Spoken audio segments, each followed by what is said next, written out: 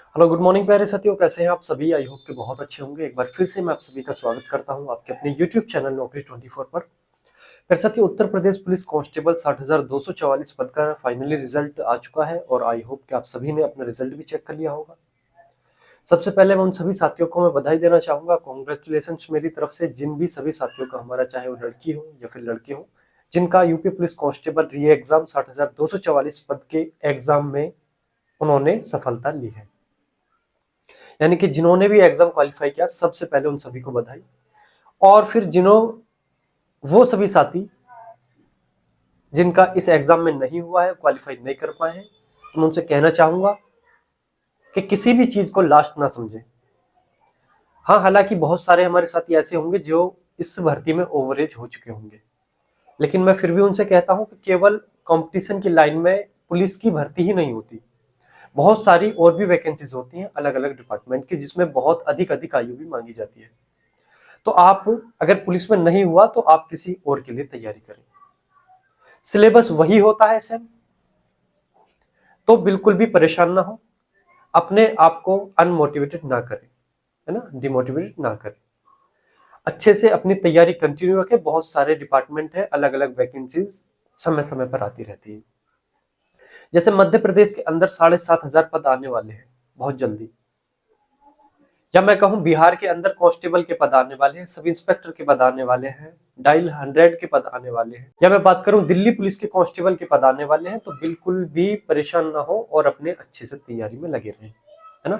यहाँ नहीं हुआ तो कहीं और होगा, ऐसा नहीं है कि नहीं होगा, होगा जरूर। आप बशर्ते आपको कंटिन्यू लगा रहना है, ठीक है साथियों। आज की इस वीडियो को बनाने का जो मेरा उद्देश्य है वो ये है कि आपकी डीवीपीएसटी 28 नवंबर से आपकी स्टार्ट हो रही है। आज आपकी 22 नवंबर हो चुकी है, 27 नवंबर को आपको घर से जाना पड़ेगा। तो ये आपके जो 4 से 5 दिन रह गए, इनमें आपको तैयारी करनी है डीवीपीएसटी की। डीवीपीएसटी यानी कि डॉक्यूमेंट वेरिफिकेशन और फिजिकल स्टैंडर्ड टेस्ट।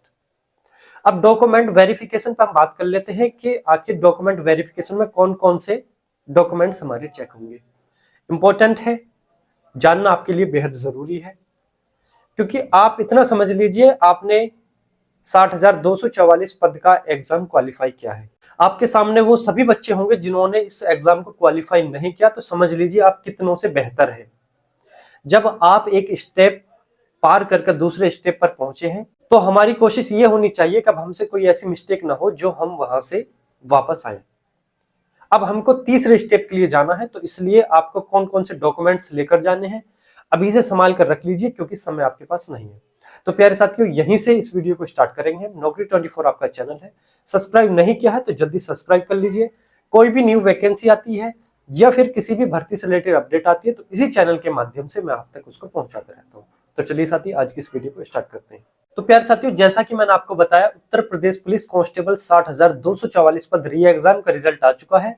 28 नवंबर से आपका डीवीपीएसटी स्टार्ट हो रहा है। वो सभी बच्चे डीवीपीएसटी के लिए बुलाए जाएंगे जिन्होंने एग्जाम क्वालिफाई किया है ना।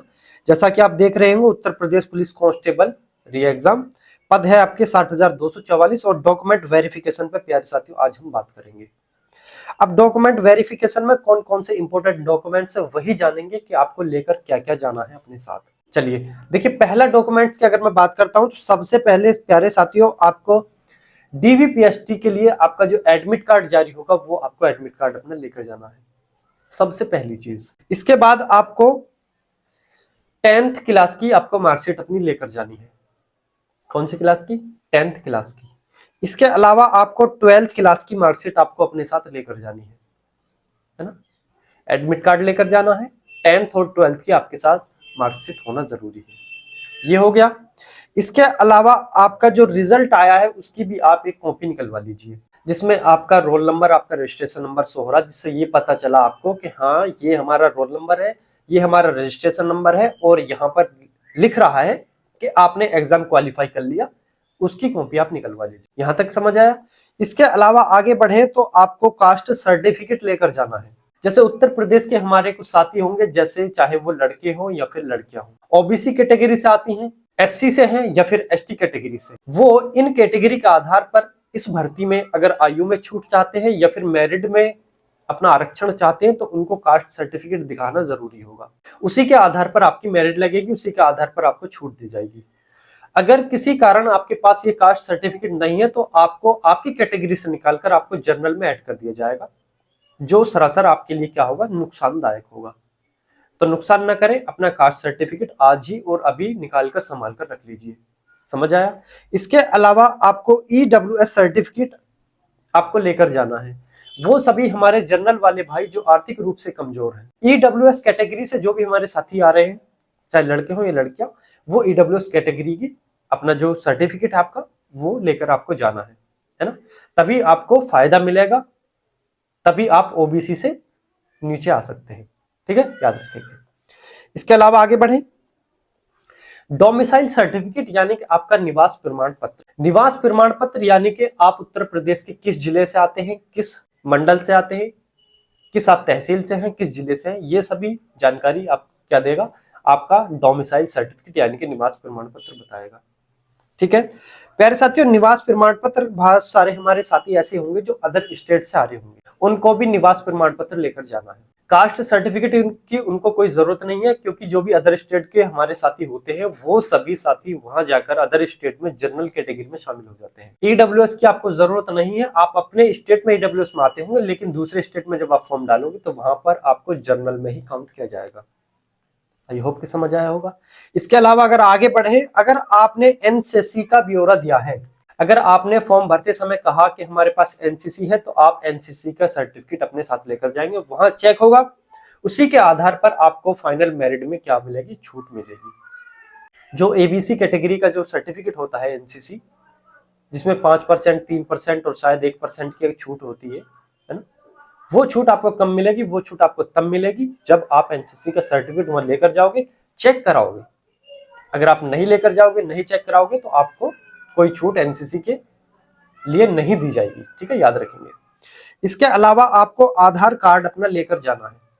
आधार कार्ड साथियों याद रखेंगे, आधार कार्ड में आपके सभी नंबर्स, जो आधार के नंबर होते हैं, वो शो होने चाहिए। ऐसा नहीं होना चाहिए कि लास्ट के 4 डिजिट ही केवल शो हो रहे हो, क्योंकि 2 तरह का हमारा आधार निकलता है, एक में सभी नंबर शो होते हैं और एक में लास्ट के 4 डिजिट शो होते हैं।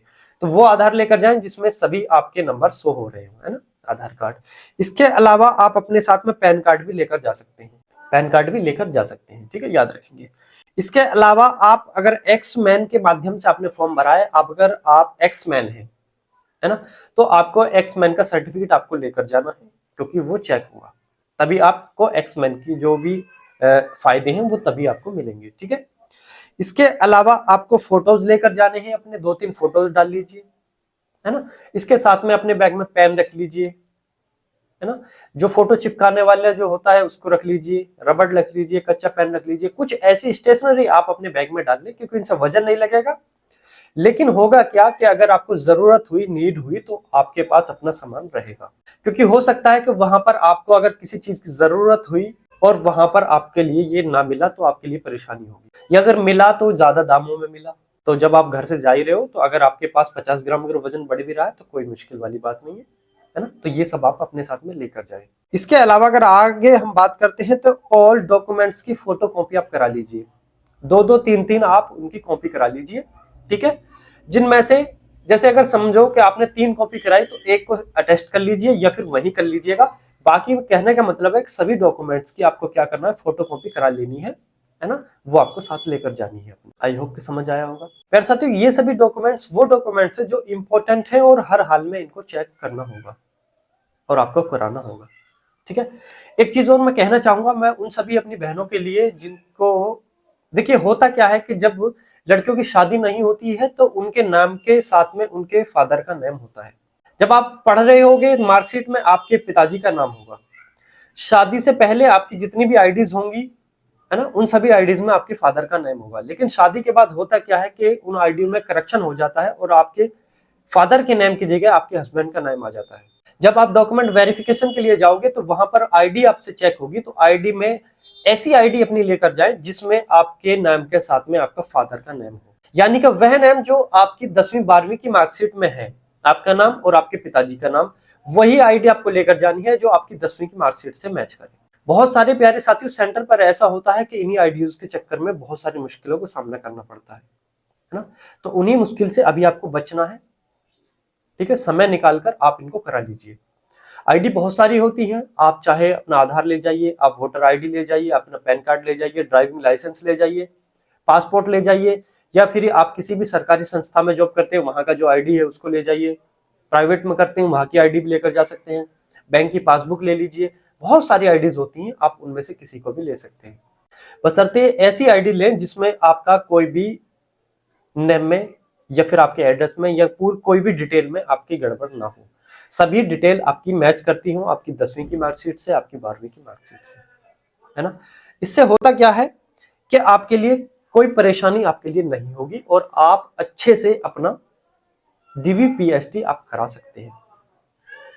ठीक है प्यारे साथियों, समय आपका बहुत कम रह गया है और एक बार फिर मैं आप सभी उन सभी साथियों के लिए जिन्होंने एग्जाम क्वालिफाई किया है उन सभी के लिए बधाई देना चाहूंगा कि बहुत बहुत बधाई आपके लिए कि आप बहुत सारे बच्चों से बेहतर हैं जो आप इस स्टेज तक पहुंचे हैं। और उन सभी हमारे साथियों से मैं कहना चाहूंगा जिनका इस एग्जाम में नहीं हुआ, हिम्मत ना हारे। उत्तर प्रदेश में कांस्टेबल की फिर वैकेंसी आने वाली है, मध्य प्रदेश में आने वाली है, बिहार में आने वाली है, दिल्ली पुलिस की आने वाली है, बहुत सारी वैकेंसी आने वाली है। कंटिन्यू तैयारी में रहे, ऐसा ना सोचे कि नोटिफिकेशन आएगा तभी स्टार्ट करेंगे। इतिहास गवाह है जो नोटिफिकेशन आने के बाद तैयारी करता है वो अगली भर्ती का भी इंतजार करता है। किसी का हो जाता है तो वो उसकी किस्मत है, बाकी 99% जो नोटिफिकेशन आने पर तैयारी करता है वो अगली भर्ती की भी तैयारी करता है। तो इसलिए आज से और अभी से जो आपके साथ में हुआ है, गलत हुआ है मानता हूं, तो इसको अपने माइंड से आप निकाल कर रख दीजिए और पॉजिटिव हुई है, पॉजिटिव सोचिए, मोटिवेटेड हुई है कि आपको करना है, मतलब करना है, आप कर सकते। प्यारे साथियों, आज की इस वीडियो में बस इतना ही रहेगा। मैंने आपको सभी वो इंपॉर्टेंट डॉक्यूमेंट्स के बारे में बता दिया है कि जो आपको लेकर जाने हैं। एक चीज और कहना चाहूंगा कि अगर हो सके तो अपने साथ किसी को लेकर भी जाएं। आपके घर में से आपके पिताजी हैं, भाई हैं, यार दोस्त हैं, कोई भी अगर ले जाएंगे तो बहुत अच्छा होगा। कई जगह ऐसा होता है कि जहां आपको अपने सामान से अलग होना पड़ता है।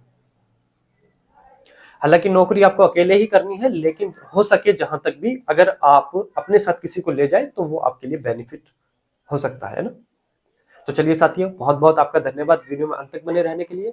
नौकरी 24 आपका चैनल है, अगर सब्सक्राइब नहीं किया तो जल्दी सब्सक्राइब कर लीजिए। बहुत सारी न्यूज़ों के साथ, लेटेस्ट अपडेटों के साथ मैं इस चैनल पर हाजिर होता रहता हूँ आपके लिए। अपना ख्याल रखें, अच्छे से तैयारी करें, अपने परिवार के साथ रहें, सुरक्षित रहें। मिलेंगे अगली वीडियो में, अपना ख्याल रखें। जय हिंद, जय भारत।